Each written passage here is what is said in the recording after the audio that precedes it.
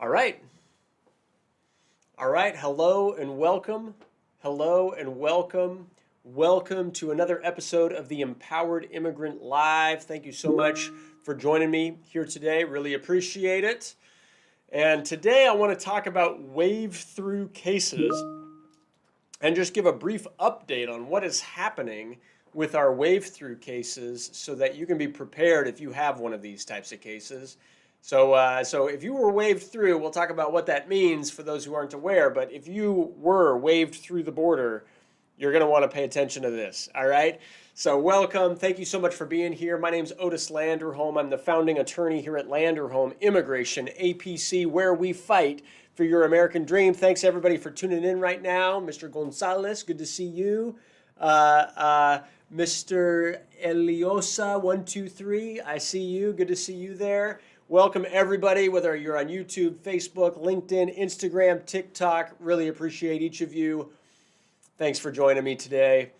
Remember, the Empowered Immigrant Live is here to train, teach, inspire, and empower immigrants to make the most out of immigration laws and to make the most out of their lives. Today, our theme is I want to give an update on what is happening with wave-through cases. And we'll talk about what that is, and if you have that type of case, we'll talk about what you need to know. And my question for everyone is, hey, do you want to get a green card? Do you want to apply for asylum? Do you want to apply for a U visa? Do you want to at least see what your options are to fix your immigration status, to improve your life through an immigration process? Because if so, there is no time like the present. There's never time like the present, right? So go for it, and I'd love to help you with that. My firm is on a mission to win 10,000 immigration cases in the next 10 years. We would love for your case to be one of them. All right? So thanks for everyone who's here. As I'm talking, feel free to submit your questions, and I will do my best to answer them. All right? And so I have about 30 minutes or so for today's episode. And so let me know and send me your questions and we'll get into it. The news, of course, it's April of 2025. Trump has been back just 3 months and a lot has changed. A lot has changed. The Laken-Riley Act has been signed into law, which makes many immigrants, even with small arrests, not even convictions, subject to mandatory detention. Okay? ICE is getting going with its mass deportation efforts. They've got a goal going of arresting up to 1,500 people per day, which is awful. And we're tracking that. The new registration requirement is live. It went live on the 11th of April. Okay? And we have shared and we will continue to share information about that. There's the new travel ban that is still being proposed. There's people that are being deported under the Alien Enemies Act. Even U.S. citizens now have been deported to El Salvador through the Alien Enemies Act, which is crazy. People are getting targeted because of their political beliefs. People with green cards and student visas are getting denied re-entry into the United States because of their political beliefs, which is crazy, violates the First Amendment right to free speech, right, potentially. And so we'll see how the courts deal with that. Lots of things have changed. So yeah, it's crazy out there. And welcome to our episode today of the Empowered Immigrant Live. We are here to empower immigrants even through all these changes. And so really, thank you all so much for being here. Okay? So for the registration requirement, I want to talk a little bit about that. All right? A lot of people have already registered. Right? If you've ever had your biometrics taken, if you ever applied for a visa, if you received an I-94 in the past, if you've ever been in immigration court proceedings, if you've ever applied for asylum, right? If you've ever received a work permit, you have registered already. So you don't have to worry about this. For people who have never registered, I recommend you get good advice about it. all right? Don't just go and do it yourself. Really talk to a lawyer first. You want to understand the consequences. You want to understand the risks of registering, and you want to understand the risks of not registering, right? You want to talk that through. And so I do recommend at least having a consultation about it. And my goal and my hope is, hey, let's find something that's good that you can apply for, potentially instead of doing this registration program. Well, let's apply for a green card. If you're able to apply for a green card, so much better than applying through this registration program where now you're on ICE's list, right? Okay, so that's what's going on. That's what's going on about that. And so now the question and my topic for today is about waive through cases, all right? And I want to talk about this because our waive through cases seem to be getting scheduled for interviews right now, like they are happening. Under Biden, it was difficult to get an interview on waive through cases. They kept getting postponed, but that's not what's happening right now. All right, and we won one of these cases a week ago, and we also lost one of these cases. All right, and I was in a waive through interview yesterday that took 4.5 hours, and we have another one coming up on Friday, and it's like these are happening. And so what is a waive through case, and what do you need to expect if you've got one of these types of cases? All right, so first of all, what is a waive through case for those who might not be familiar with that term, right? So remember, to adjust status, for example, through a U.S. citizen spouse, to adjust status here in the U.S. through a U.S. citizen spouse, you have to show 3 things. You have to show first that you were inspected and admitted or paroled into the country, that you arrived to the country lawfully. Second, you've got to show you have a bona fide relationship with your spouse. And third, you've got to show that you're admissible. That's it. If you can show those 3 things, then you can adjust status in the United States. All right? I mean, it's a discretionary application too. Yes, you've got to merit a favorable exercise of discretion, but otherwise, you're eligible to adjust status. Okay? Sometimes the question becomes, was I inspected and admitted or paroled into this country? And imagine you're sitting in the backseat of a car and your car approaches the border and they wave you in. And they say, go on in, good to see you. And they don't stamp your visa. They don't stamp your passport. Are you inspected and admitted if that happens? There is a case, all right, matter of Kilantan, it's called. It's a BIA case that says that if you show up at the border and if Border Patrol waved you through the border, like said, come on in, they waved you in without carefully looking at your visa and your documents, they just waved you in, which was super common, all right? There is a case that says in that instance, you have an argument that you were indeed inspected and admitted into the country. All right, they were there, you showed up to be inspected and admitted, and they waved you in without formally reviewing your documents, they waved you in. And so there's a case that says that yes, that can count as an inspection and admission. The problem is that for those people who were waved through by Border Patrol, right, their car was just allowed to pass through the line. The problem is, of course, they don't have a stamp in their passport. They don't have proof of it. So proving the case becomes a problem. Like there's no visa that's stamped in your passport that you can show to the officer to prove that you had a legal entry, right? And so that's what waive through cases are. And so now what's going on right now? Like what to expect if you have a waive through case and you're coming up with an interview, Well, here's what you got to know, all right? Different officers handle this issue differently. Different field offices in the country handle this issue differently.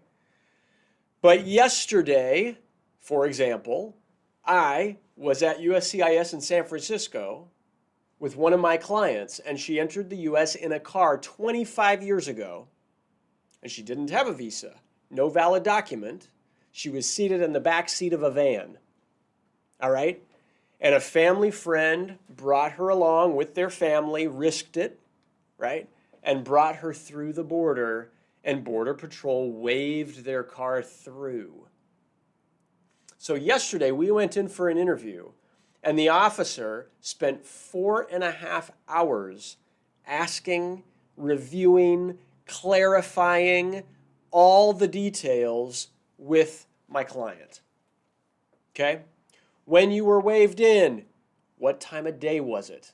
What specific date was it? What kind of car were you in? Where were you seated in the car? Who was seated next to you? Were they awake? Were they asleep at the time that you passed in? What did the officer say to the driver? What did you observe? What did you see? What did you hear? What was the weather like? Was it raining? What was the temperature outside? All of these questions, it was crazy. Yeah, 4.5 hours of saying and repeating and clarifying these questions. Oh, so you don't remember the make and model of the car you were sitting in 25 years ago. Why don't you? Oh, because it was that long ago. Okay. And so approximately what type of car was it? Was it a van? Was it an SUV? You know? How about the windows? Were the windows tinted? Were they dark in any way? Could the officer see you directly? Were you hidden in the car in any way? Did you have a blanket over you? All of these questions were like asked during our interview. All right? The officer was looking for very specific details to be able to say that, yes, our client was credible. To be able to say that her statement is evidence that she was in fact waived into the United States. All right? And we don't know the results yet. The officer told me that we should wait 120 days, and if we don't have a response within 120 days, we can call the service center and do an inquiry and figure it out. All right? And so it's like, that's what I wanted to share with you. You got to know, all right? If you've got that type of case, you want to prepare for an interview potentially like that, because, and not that every officer is going to be that rigorous and diligent about this issue, but they very well could be, right? And they can do a sworn statement where you review every single word of the statement that you're signing there in front of the officer, because that becomes your evidence that you were inspected and admitted or paroled. That becomes your evidence that you're eligible to adjust status. Got it? So anyway, that's what I wanted to share today. Feel free to ask me your questions. I'll do my best to answer them. And the best advice on that type of case, don't go to that kind of hearing. Don't go to that kind of interview by yourself. Go with a lawyer. Go prepared, all right? And prepare ahead of time with your lawyer as well. Okay? All right. So thank you all for being here. I'll start answering the questions that we have here today. So tumbleweeds are real. Hey, good to see you again. I've been good. Thank you. How have you been? All right, you asked the question. I qualify for a petition through my daughter. My husband doesn't. Is it risky for him if I apply? I mean, typically not. Typically not. You do have to list spouses on your application. I'm not remembering off the top of my head if you have to list spouse's immigration status on your daughter's petition for you. I don't think you have to. All right, I don't think you have to list, what his immigration status is on the petition. but it could certainly come up in an interview. And what's the game plan, right? Like after you win your case, can you file a petition for your husband? I mean, normally you could. The question there is, what's his immigration status, and should we do a consultation for him so that we can make sure that he's eligible to utilize a petition through you after you win your case? Like this could be a long-term solution for him as well if you win a green card through your daughter. Does that make sense? So, but thank you for asking that question, and yeah, that's the way I would think about it. All right. So, Gonzalez, I see your question, and good morning to you. You say, if I have a deportation and also have an I-130 interview, how many years do I have to wait in my country to, and then I don't see the rest of it. Let me see here.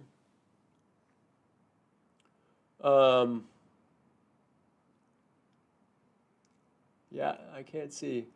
Getting interviews fast because people want to deport us. Yeah, maybe. That's mine. That might be. That's.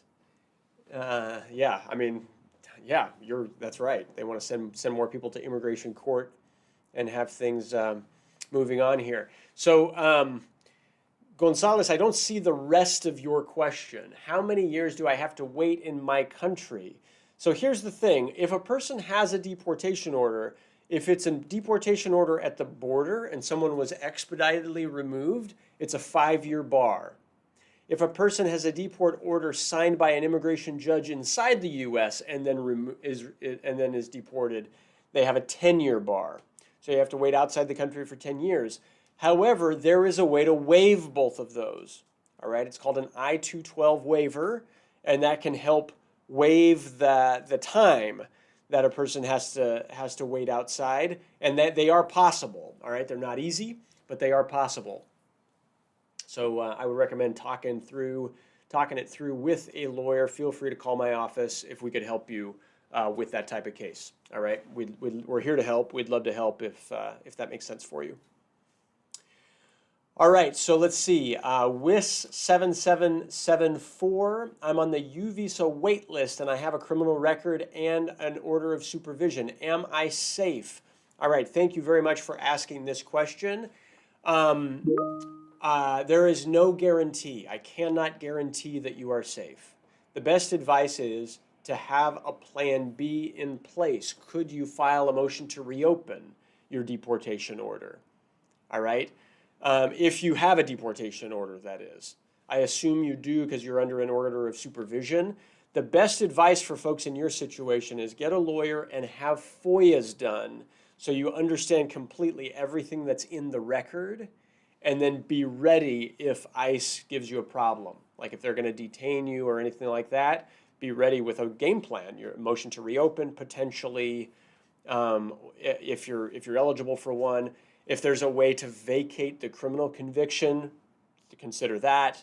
You know, a lot of it depends on where in the country you are, what precisely the criminal conviction was, and a few other factors. Yeah, and whether or not you're eligible to reopen it.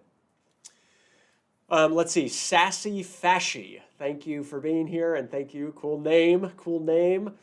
You say, if I don't register, can a future application for status be rejected for failure to do so? That is a great question, and thank you so much for asking it. There are some applications that are discretionary, and there are other applications that are kind of required by law if somebody meets the qualifications for them. And so I am also curious as to how the government is going to treat failure to register and whether or not that is going to be taken in consideration when reviewing a discretionary application. All right? For example, an I-601A waiver is a discretionary application. So it certainly could be considered. All right? And thank you for asking this question. It could be considered. It doesn't mean that an application for future status would be rejected automatically. It would probably be a factor, okay? And so those are things, again, to discuss with an attorney in a consultation, and you can see what application that might be, whether or not it's a discretionary application, and how the failure to register might affect an application like that. Okay? So Kai Bill, I see your question. What will happen if I'm the victim of domestic violence? Okay. All right. Thank you for asking this question. I'm very sorry if that's your situation. But for a person who is the victim of domestic violence, you have the right to report that to the police. If you feel comfortable doing that, you have the right to report that to the police. And if you cooperate with the police, you could potentially become eligible for a U visa. Additionally, if your spouse or cohabitant or the perpetrator of the domestic violence, if that person has lawful status, if they are a green card holder or a U.S. citizen, you might be eligible for VAWA, which is a self-petitioning green card. Okay, you might be eligible to petition yourself and apply for a green card, and that sometimes you could talk that through. Okay, so Kai Bill, if that's useful and helpful, or if you are looking for an attorney to talk these issues through, feel free to give my office a call. We're here to help. We would love to help. We have a lot of U visas and VAWA cases that are based in being the victim of domestic violence. Okay. All right. Memo 420. All right. You say, let's see, me and my wife this month. Let's see, I don't see the rest of it. Maybe you're having an interview this month? Or what's the, I don't see the rest of it. But anyway, okay, thank you for being here. Feel free to clarify what your precise question is. I'd be happy to answer it. You say, should I take my daughter to an interview? Me and my wife maybe have an interview this month. Should I take my daughter to the interview? Typically not. You don't need to unless your child is an infant and can't be separated from you for much time, or that's sometimes is understandable. But most of the time, if your daughter is not in the case, if your daughter was born here, if you're, they do not need to go to your interview. Okay? Okay, good. All right, tumbleweeds are real. I see you there. Yeah, I'm good. I'm glad you've been great, and you're welcome for answering your question. Good. So, A. Flatoon, you say, I was in removal proceedings through asylum. Am I eligible for citizenship? Did you win your removal proceedings through asylum?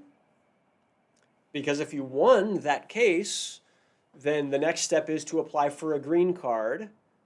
And then after you have a green card for 5 years total, you can apply for asylum. All right? So, yeah, plenty of folks that were in removal proceedings in the past won their case and then eventually become eligible for citizenship. I love winning that type of case. And yes, so if you have won your case and now have a green card and you've terminated the case in immigration court and now you've had your green card for 5 years, then yes, you can become eligible for citizenship for sure. Okay, as long as you meet the requirements for citizenship, then yes, absolutely. All right. Yacerto, I see you here on Instagram. Thank you for being here. You say, let's see, I have our I-797 approval. How safe is it to go for the interview considering the current situation? All right, do I need to register for the new system?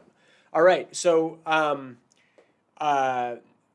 I would need more information from you about the type of case that you've received your I-797C approval for. So is it your petition that was approved and now you're going to an interview about adjustment of status? Is that the situation?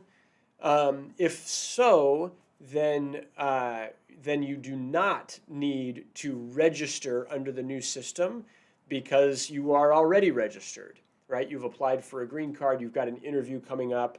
You know, typically any person that has an interview in front of the government, typically you've already done biometrics. And so if you've already done biometrics, then you do not need to register under this new system at all. Okay? So thank you for being here. I hope that's useful. Hope that's helpful. If you have additional questions, feel free to give us a call. All right? Let's see. So Manuel Macala, let's see. You have a weak asylum in court. Thank you for saying that. I understand that. You have a I-130 pending and you're statutorily eligible for adjustment of status. The judge denied administrative closure. Okay, bummer. I understand your situation. So if the judge denied a motion for administrative closure, did they explain why they denied it? Could you make that motion more strong with additional evidence or with better arguments, perhaps? And we're going to see more of this, folks. Immigration judges are going to start denying administrative closure. They were denying administrative closure under the first Trump administration. Okay? So you might try, in the alternative to administrative closure, you might try a motion to continue so that you can get the I-130 approved and then file for AOS in front of the judge.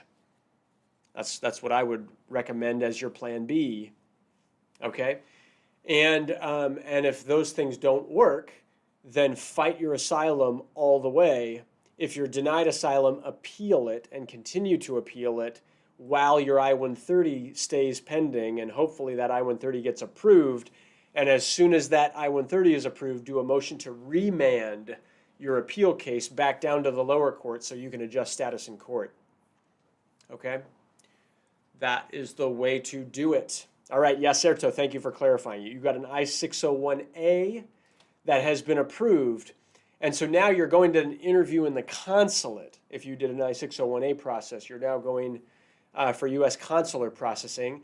And so that's a great question. Thank you for asking it. My best advice there, honestly, is to have a consultation with your attorney to really discuss it and discuss the risks of registering and discuss the risks of not registering.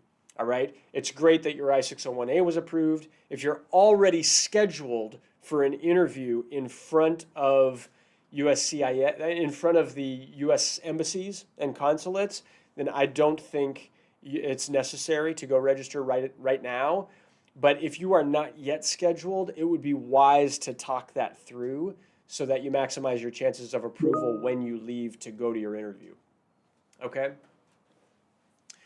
All right, so let's see. DT Orange, can I request to review my cat status? Yes. Okay. Yes, you can. And so can you request to review your cat status? I have good moral character, 17 years lived in the U.S. So the way to change, like if you have one cat, Convention Against Torture relief, if you have a cat claim and you want to change it to some other type of case, you need a motion to reopen to do that. Okay? And so, yeah, that's the process.